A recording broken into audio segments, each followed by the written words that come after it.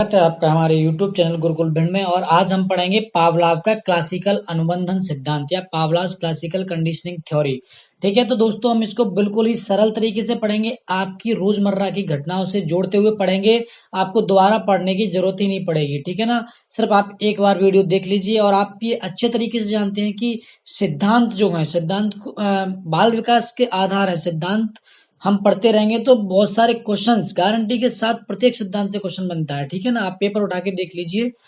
चलिए शुरू करते हैं। प्रतिपादक इसके थे इवान पी पावलाव। इनका छोटा सा इंट्रोडक्शन अपन ले लेते हैं, हालांकि इतना इंपॉर्टेंट नहीं होता है, लेकिन फिर भी अपन को जानना जरूरी होता है, क्योंकि ज्ञान यदि जाना आ जाए तो कोई प्रॉब्लम नहीं है, अपन को बस कम नहीं होना चाहिए, ठीक है। तो इसके प्रतिपादक जो थे वो इवान पी पावलाव थे। ये रशियन थे, यानी कि तब उसको सोवियत संघ बोला जाता था, रूस को। ठीक है, जीएस में पढ़ते हैं हम लोग। रूसी शारीरिक मनोवैज्ञानिक थे। ये वास्तव में फिजियोलॉजिस्ट थे, लेकिन ये मनोवैज्ञानिक भी बन गए, ठीक है।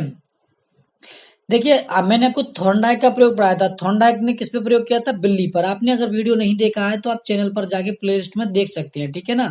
बिल्ली पर उन्होंने कराया था प्रयोग और इन्होंने कुत्ते पर करवाया है, बस इतना अंतर है। हालांकि इनका मिलता जुलता है, उन्होंने भी कुछ स्टिमुलस वाला ही बताया था, ठीक है ना। उद्दीपक अनुक्रिया सिद्धांत इन्होंने बताया है कुत्ते पर। तो इन्होंने कुछ कंडीशंस बताई हैं, ठीक है। इन्होंने आपको एक बात और जान लेनी चाहिए कि जी जो अन्य नाम होते हैं प्रयोग के, वो आप जरूर पढ़ लिया करें एक दो बार। अन्य नाम ये है ना, क्योंकि कभी कभी अलग नाम से आ जाता तो हम कंफ्यूज हो जाते हैं, हमको समझ में नहीं आता। जैसे अभी आपने पढ़ लिया कि इसका नाम क्या है, पावलाव का क्लासिकल अनुबंधन सिद्धांत या पावलाव classical conditioning theory. By chance ये नाम नहीं आकर दूसरा नाम आ गया, अनुबंधन का सिद्धांत, संबंध प्रत्यावर्तन सिद्धांत, शास्त्रीय अनुबंधन सिद्धांत, अनुकूलित अनुक्रिया सिद्धांत, प्रतिवादी अनुबंधन सिद्धांत, यानी कि इसको आपको एक बार जरूर पढ़ लेना है, ठीक है। तो हम इन्होंने क्या किया था, कुत्ते पर प्रयोग किया था और इनको अनुबंधन का जनक यानी कि कंडीशनिंग का जनक भी कहा जाता है पावलाव को। हो सकता है क्वेश्चन आ जाए। चलिए हम शुरू करते हैं। इन्होंने क्या किया था, देखिए इन्होंने सिर्फ दो चीजें बताई, कुछ याद नहीं करना आपको, सिर्फ आपको दो चीजें याद करना है, वो मैं आपको बता रहा हूं। स्वाभाविक उद्दीपक और अस्वाभाविक उद्दीपक। देखिए, आप मान के चलो आप आए अपने रूम में और चेयर पर बैठे। जैसे ही आप चेयर पर बैठे तो आपके पीछे कुछ चुभ गया, सुई, ठीक है ना। आपकी पीठ में जो चेयर में लगी हुई थी वो आपकी पीठ में सुई चुभ गई, तो आप तत्काल वहां से खड़े हो जाएंगे। लेकिन आपने कभी सोचा उसके बारे में कि हम सुई चुभी तो वहीं पर बैठ रहे, सोचा उसके बाद खड़े हुए? नहीं हुआ ना, मतलब स्वाभाविक हुआ, सुई वहां पर डली हुई थी और स्वाभाविक चुभ गई ऐसी, ठीक है। तो आप स्वाभाविक उसकी क्या है, स्वाभाविक उद्दीपक था और स्वाभाविक अनुक्रिया हुई। इसके लिए आपको कुछ सोचना विचारना नहीं पड़ा, वो अपने आप होता है। ऐसे ही आप देखते हैं कि आप सुबह से भूखे हैं, ठीक है, और बाई चांस आपका फेवरेट फूड, कोई फेवरेट रेसिपी आ जाए आपको, है ना। किसी को डोसा अच्छा लगता है, किसी को कचौड़ी अच्छी लगती है, समोसा वगैरह जो भी है आपके सामने आया, तो आपके मुंह में लार उत्पन्न हो जाती है स्वतः ही, यानी कि स्वाभाविक अनुक्रिया है। उसके लिए आपको कुछ करना नहीं पड़ता, आप बस चीज को देखते हैं, वो स्वाभाविक उद्दीपक होता है और इधर आपके मुंह में लार आ जाती है, यानी कि स्वाभाविक अनुक्रिया हो जाती है, ठीक है। ये तो हो गया ऊपर वाला उदाहरण, स्वाभाविक उद्दीपक यानी कि स्वाभाविक अनुक्रिया का स्वाभाविक उद्दीपक का उदाहरण। अब दूसरा उदाहरण आप लेते हैं, आप स्कूल में जाते थे पहले, ठीक है। दो तीन उदाहरण देकर मैं आपको समझा रहा हूँ, डोंट वरी। पहले आप स्कूल में जाते थे, तब क्या होता था, जैसे ही आप, जैसे सपोज करो आपकी छुट्टी 12 बजे होती है, तो यानी कि 5 बेल लगेंगी तो आपकी छुट्टी हो जाएगी। तो शुरू शुरू में एक दो दिन गए आपको नहीं समझ में आया, लेकिन जैसे ही आप 5-6 दिन गए तो 5 बेल जैसे ही लगाई वैसे ही आपने अपना बैग उठा लिया, क्योंकि आपको पता है छुट्टी होने वाली है। तो क्या ये अस्वाभाविक उद्दीपक हो गया। बैल जो थी अस्वाभाविक उद्दीपक, यानी कि वो बनाई हुई है, आपने उसके अनुसार अपने आप को अनुकूलित किया है। जैसे एक और उदाहरण सीखते हैं, अभी जो फिलहाल में कचरा गाड़ी जैसे आपके बाहर आती है कचरा लेने के लिए आपके घर के बाहर, तो क्या है, कुछ गाड़ियां आवाज करती हैं, गाने बजते हैं उसमें, तो आप घर के अंदर भले ही हो, जैसे ही आप गाना सुनते हैं तो आप अपनी डस्टबिन लेकर बाहर पहुंच जाते हैं कचरा डालने के लिए गाड़ी में, है ना। तो ये धीमे धीमे आपको आदत पड़ गई, क्योंकि ये अस्वाभाविक उद्दीपक है गाड़ी और अस्वाभाविक अनुक्रिया, ये आपने अनुकूलित किया है, ये कोई प्राकृतिक नहीं है। क्योंकि गाड़ी आना शुरू हुई तब आपने अनुकूलित किया, अपने आप को ढाला, बस यही चीज आपको समझ में आ गई। अब यही चीज उन्होंने कुत्ते के साथ की, कैसे की, देखिए। एक कुत्ता था, ये देखिए कुत्ता जो है, उसके सामने उन्होंने भोजन रखा, ठीक है, और उनको क्या है, कुत्ते को उसमें बांध दिया था उन्होंने अलग से। अब उसके मुंह में क्या आई, लार आई, भोजन को देख के कुत्ते के मुंह में लार आई, ये लार टपक रही है इसकी, ठीक है। भोजन देखकर कुत्ते के मुंह में लार आई। अब क्या हुआ, 2-3 दिन बाद उन्होंने पहले बैल बजाई, ठीक है, और फिर कुत्ते को कुछ नहीं दिया, भोजन भी नहीं दिया। फिर थर्ड कंडीशन में क्या, बैल बजाई, उसके तुरंत बाद भोजन दे दिया। फिर बैल बजाई, फिर तुरंत बाद भोजन दे दिया।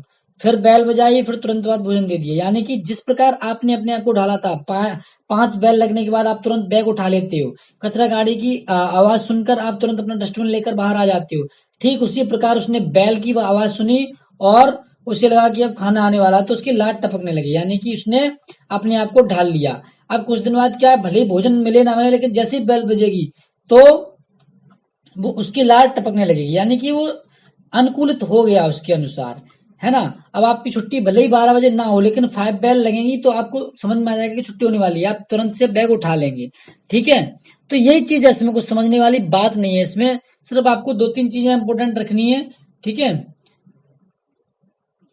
इस प्रयोग के अनुसार प्रत्येक व्यक्ति या जीव कुछ जन्मजात अनुक्रियाएं रखता है, ठीक है। इस प्रयोग के जन्मजात अनुक्रियाएं जो होती हैं प्राकृतिक, मैंने आपको पहले ही बता दिया है, ठीक है। जैसे कुछ प्रतिक्रिया, लार का टपकना होता है और बहुत सारी चीजें हमारे अंदर भरी हुई होती हैं, ठीक है। तो उनको हम क्या बोलते हैं, जो जन्मजात आती हैं। और पावलाव ने क्या है, अपने प्रयोग के आधार पर अनुक्रियाओं को 2 भागों में विभाजित किया है। स्वाभाविक अनुक्रिया जो जन्मजात होती हैं, जो मैं बता चुका हूँ, स्वाभाविक यानी कि जन्मजात होती हैं, जिन्हें आपको कुछ करना नहीं पड़ता, जैसे लाट टपक रही है आपके, है ना, तो आप उसमें कुछ कर नहीं रहे हो, उसको तो होना ही है। अस्वाभाविक क्या है, जैसे अस्वाभाविक अनुक्रियाएं आपने अर्जित की हैं, जो आपने अर्जित, सॉरी यहाँ पे मिस स्पेल्ड हो गया, यहाँ पे आपने अर्जित की हैं, ठीक है ना, जो दुनिया में आकर आपने सीखी हैं, और जो मनोवैज्ञानिक होती हैं वो होती हैं अस्वाभाविक। जैसे और भी हम जैसे ले लें, कोई एक माँ है, अपने बेटे को सुबह उठाती है, ठीक है, 6 बजे उसके उठने का टाइम है, वो 6 बजे क्या करती है, लाइट ऑन की और उठा दिया, फिर लाइट ऑन की फिर उठा दिया, फिर लाइट ऑन की फिर उठा दिया, फिर लाइट ऑन की फिर उठा दिया, यानी कि 5-6 दिन तक वो पहले लाइट ऑन करती हैं, फिर उसको उठा देती हैं। तो जैसे ही अब नेक्स्ट फिर क्या होगा, जैसे ही माँ लाइट ऑन करेंगी तो बच्चा है अपने आप उठ जाएगा, क्योंकि वो अनुकूलित हो चुका है ना। अस्वाभाविक अनुक्रिया हुई और उसने अपने आप को उसके अनुसार ढाल लिया, ठीक है। तो ये है पावलाव का प्रयोग। इनको 1904 में नोबेल पुरस्कार मिला था। हालांकि इनको नोबेल पुरस्कार उसमें मिला था फिजियोलॉजी में, ठीक है। इन्होंने एक वो किया था, कुत्ते की एक पैराटाइड ग्रंथि का ऑपरेशन किया था इन्होंने, ठीक है, और तब इन्होंने सिद्ध किया प्रयोग को। तो इस काम के लिए इन्हें 1904 में नोबेल पुरस्कार भी मिला था, और इनको फादर ऑफ कंडीशनिंग भी कहते हैं, ठीक है।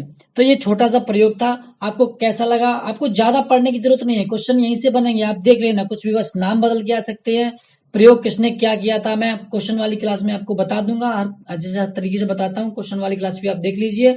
आप ओवर पढ़ने की कोई जरूरत नहीं है, शॉर्ट क्लास से पढ़िए और शॉर्ट नोट्स आप बना के रखिए। यदि आपको पीडीएफ चाहिए तो आप मुझे व्हाट्सअप कर सकते हैं 7354200455, जो डिस्प्ले पर नंबर डिस्प्ले हो रहा है, ठीक है। आपको प्रत्येक वीडियो की पीडीएफ मिल जाएगी, इससे आपको ये फायदा होगा, आप वीडियो देखने के बाद पीडीएफ को पढ़ लीजिए, ठीक है। उसके बाद मैं उसके आपको क्वेश्चन भी करवाऊंगा, तो आपको सारी चीजें समझ